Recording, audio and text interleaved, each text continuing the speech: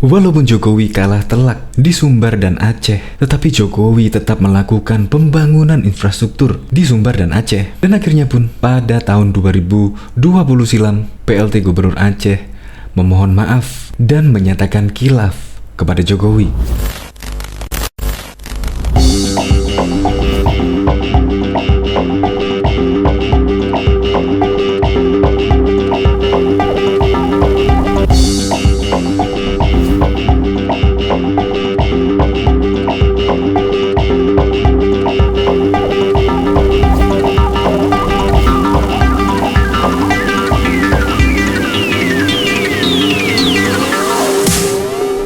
Jokowi memang sangat negarawan sekali. Walaupun di Aceh dan Sumbar, Jokowi dan Kiai Ma'ruf Amin kalah telak, yaitu mendapatkan suara sebanyak 400.000.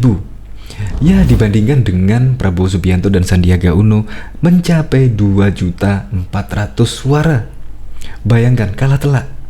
Tetapi Jokowi tetap memperhatikan wilayah Sumatera Barat dan juga Aceh, karena pembangunan infrastruktur juga menjadi prioritas Pak Jokowi.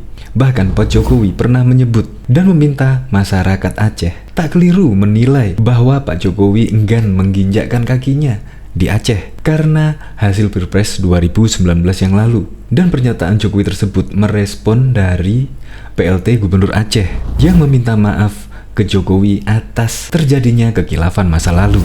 Nah, ya akhirnya masyarakat Aceh juga sadar, yaitu Presiden Jokowi adalah Presiden Indonesia, yaitu pembangunannya dari Sabang sampai Merauke. Ya, tidak terkecuali walaupun masyarakat Aceh tidak memilih Jokowi, tetapi Presiden Jokowi tetap membangun di wilayah tersebut. Jokowi sangat menghargai hak politik. Maka dari itu, Jokowi mengajak, sekarang Pilpres sudah berlalu dan kita harus menjunjung rasa persatuan dan kesatuan. Untuk lebih lengkapnya, simak berita berikut ini. Good News Indonesia. Belum menyaksikan video ini, pastikan bosku jangan lupa subscribe. Karena subscribe itu gratis plus bonus tonton video terbaru setiap harinya. Jangan lupa ya. Dulu tolak Jokowi, sekarang rakyat Sumbar merasakan infrastruktur Jokowi. Sekretaris Tim Kampanye Nasional TKN Jokowi Ma'ruf Amin Hasto Kristianto mengatakan, gaya kepemimpinan Presiden Joko Widodo atau Jokowi tidak membeda-bedakan wilayah.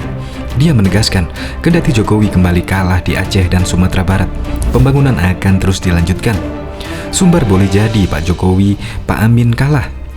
Aceh boleh jadi Pak Jokowi, Kiai Ma'ruf kalah. Tetapi percayalah, kebijakan pembangunan Pak Jokowi tidak akan membeda-bedakan, ujar Hasto saat syukuran kemenangan oleh relawan Arus Baru Jokowi di Rumah Aspirasi Jakarta Kamis 25 April 2019 yang lalu. Dalam kesempatan itu, Hasto juga meminta relawan mengedepankan persatuan. Hal ini dinilainya sesuai dengan watak kepemimpinan Jokowi yang semangat merangkul. Kepada seluruh relawan, khususnya arus bawah, mari kita kedepankan bersama persaudaraan itu. Mari kita kedepankan semangat merangkul, ucap dia. Ketua Arus Bawah Jokowi, Michael Umbas, turut meminta kepada relawan untuk terus berjuang, sebab pasangan calon presiden nomor urut 2 Prabowo Subianto Sandiaga Uno masih kukuh. Pihaknya menang berdasarkan hitungan internal. Kita hari ini berjuang adanya penyesatan informasi bahwa kita belum menang seutuhnya, tapi kebohongan yang diulang-ulang itu akan jatuh, tegasnya. Acara syukuran dilaksanakan secara sederhana dengan pemotongan tumpeng. Hasto dan Umbas memberi tumpeng kepada office boy Rumah Aspirasi, kemudian mengucap doa untuk menutup acara tersebut. Wakil Ketua Tim Kampanye Nasional TKN Jokowi Ma'ruf Amin Muldoko mengakui perolehan suara paslon 01 di wilayah basis pemilih Islam masih kalah jauh dari lawannya, Prabowo Subianto Sandiaga Uno. Muldoko menyebut Jokowi mendapat sedikit suara di Aceh, Sumatera Barat, Riau, Jawa Barat, dan Nusa Tenggara Barat (NTB) dibandingkan Prabowo. Dia menduga kekalahan Jokowi tersebut lantaran masyarakat di sana sudah terpengaruh isu agama yang menghembus sejak lama. Kenapa begitu mudah terpengaruh?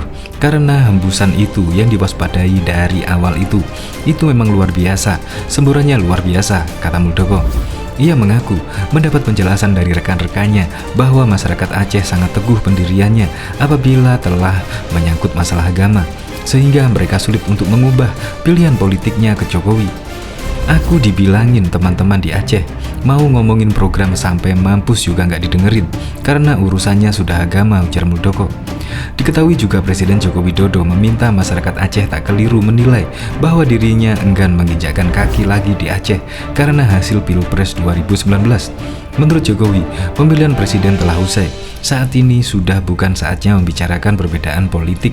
Pernyataan Jokowi ini merespon pelaksanaan tugas PLT Gubernur Aceh Novan Iriansyah yang meminta maaf ke Jokowi atas terjadinya kekhilafan masa lalu. Jangan salah pengertian dengan berpikir bahwa aduh, jangan-jangan nanti kalau sudah jadi presiden nggak pernah ke Aceh lagi.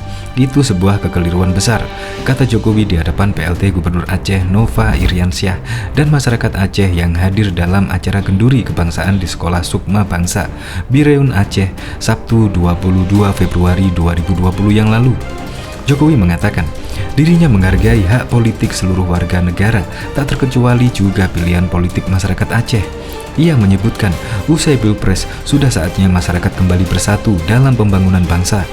Jokowi pun meminta masyarakat Aceh untuk berkonsentrasi membangun kota Serambi Mekah dengan segala potensi yang ada. Pilpres sudah selesai, marilah sekarang konsentrasi kita ke arah pembangunan, kata dia. Sebelumnya PLT Gubernur Aceh Nova Iriansyah memberikan sambutan dalam acara kenduri kebangsaan di Sekolah Sukma Bangsa, Bireun Aceh, Sabtu 22 Februari 2020. Di hadapan Presiden Joko Widodo, ia menyampaikan permohonan maaf mengatasnamakan rakyat Aceh. Ia menyebut bahwa telah terjadi kekhilafan masa lalu di kota Serambi Mekah itu. Atas nama rakyat Aceh, kami mengungkapkan selamat datang kepada Bapak dan rombongan dan mohon maaf ada kekhilafan kami di masa lalu, kata Nova diiringi gelak tawa undangan yang hadir. Kita bersyukur karena sudah berkali-kali Bapak Presiden hadir di tengah Aceh, tanah yang mulia. Lanjutnya untuk diketahui, pada Pilpres 2019, pasangan Jokowi Maruf Amin kalah telak di Aceh. Berdasarkan hasil rekapitulasi dan penetapan hasil perhitungan suara, pasangan nomor urut 1 itu mendapatkan 400.004 suara, terpaut jauh dari lawannya Prabowo Subianto Sandiaga Uno yang mendapatkan 2.400.000 suara. Pembangunan jalan tol Aceh Sumatera atau jalur 4 Payakumbuh Pangkalan mendapat penolakan dari warga dua negari yang berada di Kabupaten 50 Kota Provinsi Sumatera Barat Sumbar. Penolakan tersebut dilakukan dua warga dari negari Taheh Baru dan negari Koto Baru Simalanggang. Meski menolak pembangunan jalan melewati kampung mereka, namun bukan berarti warga di dua negari tersebut anti terhadap pembangunan.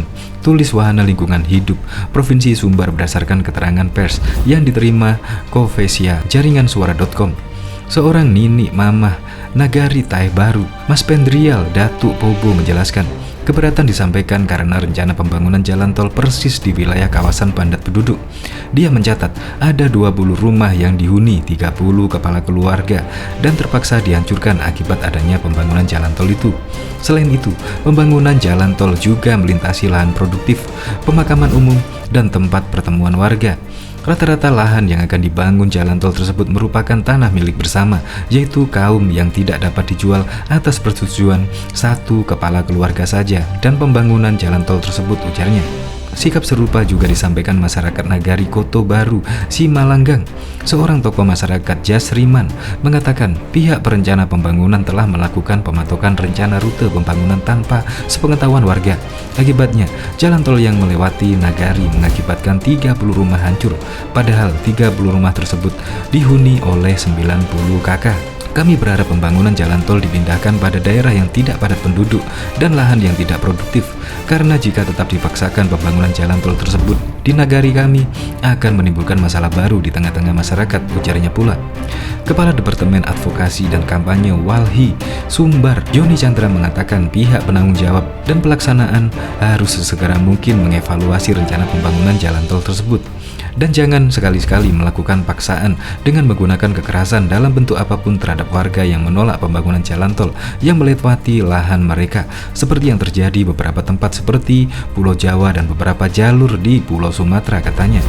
Yoni mengemukakan, tidak ada alasan bagi pemerintah untuk memaksakan kehendak terhadap masyarakat yang menolak, karena jelas jika salah satu alasan pemerintah membangun jalan tol untuk mendorong percepatan pembangunan ekonomi, tentu tidak menghilangkan tempat tinggal dan sumber ekonomi masyarakat, ujarnya.